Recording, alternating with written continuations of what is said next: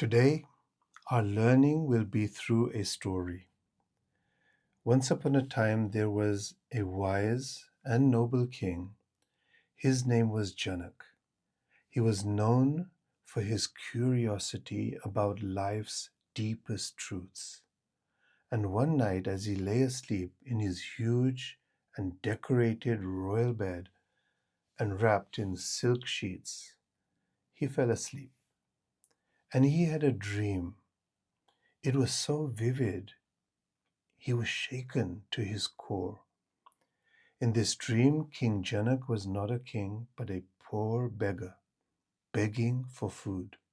He was sitting on the side of a busy street with a worn-out wooden bowl, begging for alms. He looked down into his bowl and saw a thin layer of dust. And just as he was brushing the dust away, suddenly he heard a scream. People were shouting. There was panic and chaos as people ran to the side of the streets.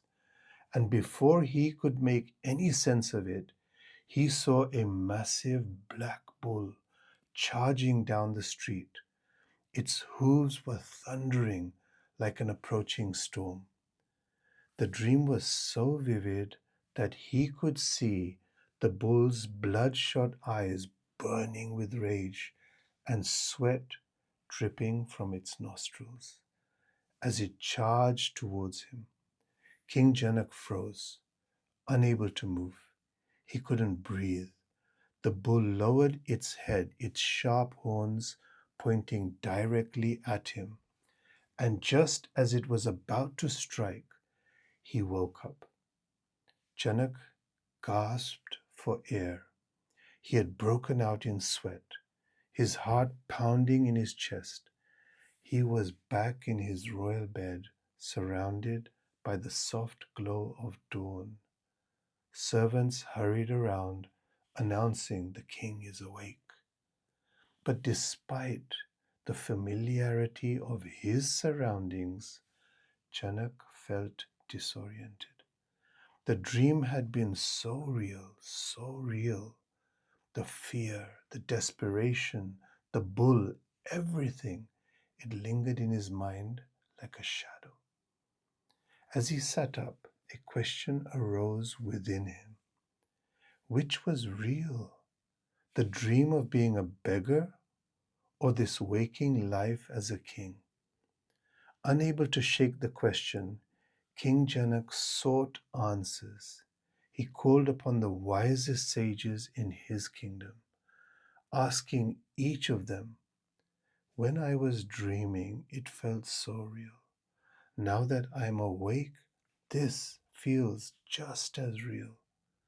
Which one is true? But no one could give him a satisfactory answer. Finally, the great sage Ashtavakra visited the king. The king posed the same question to him, expecting another incomplete answer.